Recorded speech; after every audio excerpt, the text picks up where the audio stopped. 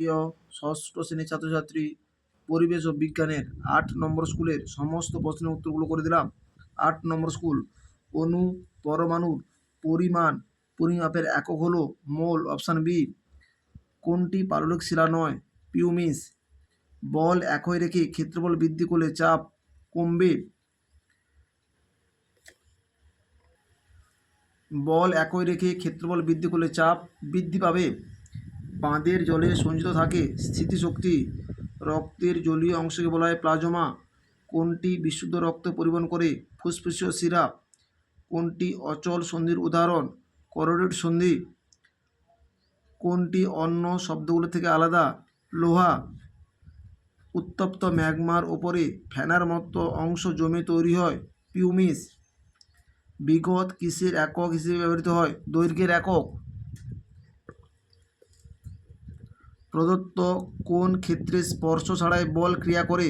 অভিকর্ষের টানে বল উপর থেকে নিচে পড়তে শুরু করলে। প্রমাণ বায়ুমণ্ডলের চাপের মান ৭৬ সেমি পারস্তম্ভের চাপের সমান। পেশির সঙ্গে হাড়কে যুক্ত করে টেন্ডন। দুয়ের দাগে নিস কি ধরনের শিলার পরিবর্তিত রূপ? গ্রানাইটের পরিবর্তিত রূপ নিস। উদ্ভিদের বৃদ্ধি পরিমাপ যন্ত্রের নাম হলো আর্ক অক্সনোমিটার। চাপের পাস্কাল কিসের একক? চাপের একক হলো পাস্কাল। প্রাকৃতিক গ্যাসের প্রধান উপাদান হলো মিথেন, সংকেত CH4। মানব দেহের প্রথম কুষ্ঠরেখার নাম হলো অ্যাটলাস। সারা শরীর থেকে অবিশুদ্ধ রক্ত কিসের মাধ্যমে ডান অলিন্দে পৌঁছায়? ঊর্ধ্ব ও নিম্ন মহাশিরার মাধ্যমে। ঊর্ধ্ব ও নিম্ন মহাশিরার মাধ্যমে। জীবাণু মারার জন্য পাকস্থলীতে কোন অ্যাসিড থাকে? HCl, hydrochloric acid. HCl এর ফুল ফর্ম হাইড্রোক্লোরিক অ্যাসিড। প্রশ্বাস ক্রিয়ার সাহায্যকারী একটি পেশির নাম হলো মধ্যচ্ছদা। তামা ও দস্তা মিশিয়ে কি তৈরি করা হয়? পিতল। তরলের আয়তন মাপা হয় কিসের সাহায্যে? মাপনী চোঙের সাহায্যে। প্রদত্ত ঘটনাগুলি কোন শক্তি থেকে কোন শক্তি রূপান্তরিত হয়? লাঠি দিয়ে ঢাকে আঘাত করা যান্ত্রিক শক্তি শব্দ শক্তি রূপান্তরিত হয়। বাটিতে পোড়াচুন নিয়ে ওই বাটিতে জল ঢালা হলো রাসায়নিক শক্তি তাপ শক্তি রূপান্তরিত হয়। সৌরশক্তি খাদ্যের মধ্যে কোন শক্তিরূপে জমা থাকে? এই প্রশ্নের উত্তরটি তোমরা একটু দেখে নিও। চাপ গুণিত ক্ষেত্রফল সমান বল। আমাদের হাতের বুড়ো আঙুলে কোন অস্থিসন্ধি থাকে? স্যাডল সন্ধি। হৃৎপিণ্ডের সবচেয়ে বড় কুঠুরি কোনটি? বাম নিলয়।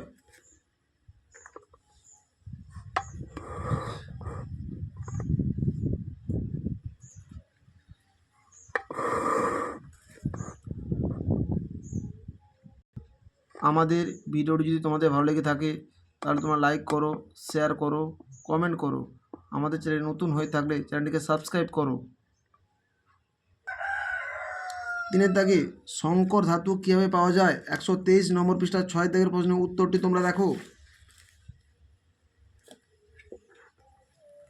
সংকর ধাতু তৈরি করা হয় কেন? এই প্রশ্নের উত্তরটি তোমাদের লিখতে হবে।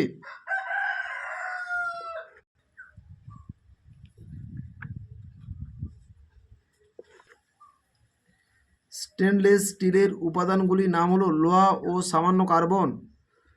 2 দাগের প্রশ্নের উত্তরটি 152 নম্বর পৃষ্ঠা 12 দাগের প্রশ্নের উত্তরটি তোমরা দেখো।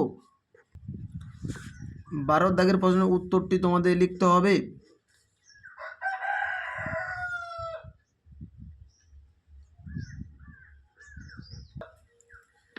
একটি স্প্রিং এর স্থিতিশক্তি কীভাবে বৃদ্ধি করবে?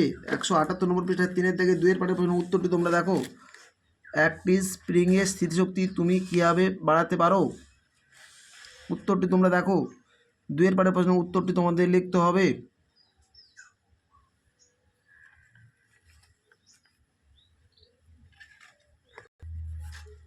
4 দাগের গণিতটি খাতায় করে দিলাম, তোমরা দেখো।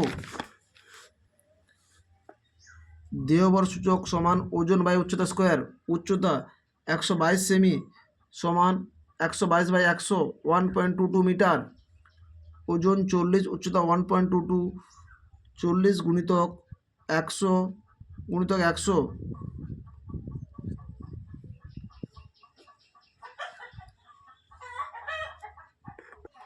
122 গুণিতক 122, 40 গুণ করলে হবে 4,22,14,884 সমান 26.87 প্রায়। পাললিক শিলায় কেন জীবাশ্ম দেখা যায়? 120 নম্বর পৃষ্ঠার 10 দাগের প্রশ্নের উত্তরটি তোমরা দেখো। পাললিক শিলায় জীবাশ্ম দেখা যায় কেন?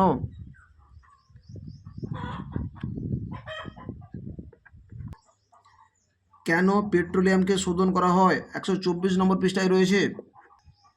কেন পেট্রোলিয়ামকে শোধন করা দরকার?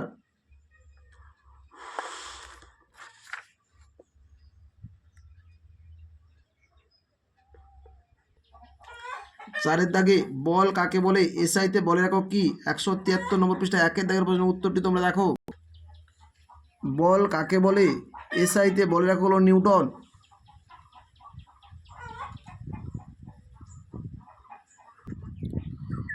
লিন্ডেম্যানের 10 সূত্রটি লেখো।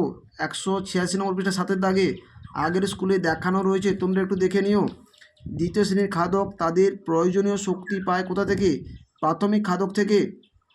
বার্নুল নীতিটি লেখো, উদাহরণ সহ ব্যাখ্যা করো। 215 নম্বর পৃষ্ঠায় 1 দাগের প্রশ্নের উত্তরটি তোমরা দেখো। বার্নুলের নীতি।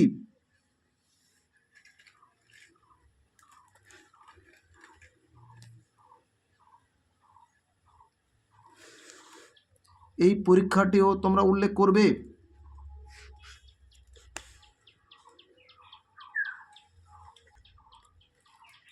নদীর বাঁধের তলদেশ চওড়া হয় কেন?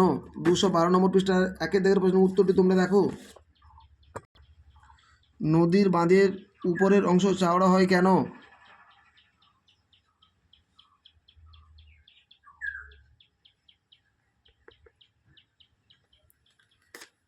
সংক্ষেপে রক্তের উপাদানগুলি সম্পর্কে আলোচনা করো। 239 নম্বর পৃষ্ঠায় 6 দাগে 7 দাগে 8 দাগে প্রশ্নের উত্তরটি তোমাদের লিখতে হবে। রক্তের উপাদানগুলির মধ্যে রয়েছে লোহিত রক্তকণিকা, শ্বেত রক্তকণিকা, অনুচক্রিকা। লোহিত রক্তকণিকা এবং এর কাজ, শ্বেত রক্তকণিকা এর কাজ,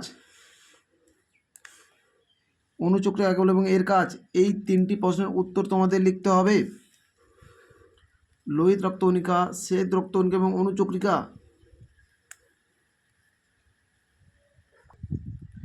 ফুসফুসের সমস্যা দুটি লক্ষণ লেখো।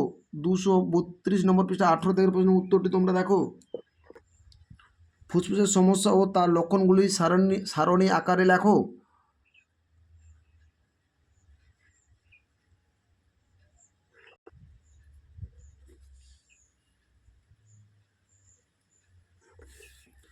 সুস্থ মানুষের ফুসফুসের রং হয় হালকা গোলাপি ধূসর বর্ণের। হালকা গোলাপি ধূসর বর্ণের। আমাদের ভিডিওটি যদি তোমাদের ভালো লেগে থাকে তাহলে তোমরা লাইক করো, শেয়ার করো, কমেন্ট করো। আমাদের চ্যানেল নতুন হয়ে থাকলে চ্যানেলটিকে সাবস্ক্রাইব করে পাশে থাকা বেল আইকনটিকে প্রেস করে রাখো। আমাদের ভিডিওগুলি আপলোড হওয়ার সাথে সাথে সবার আগে তোমাদের কাছে নোটিফিকেশানগুলো পৌঁছে যাবে।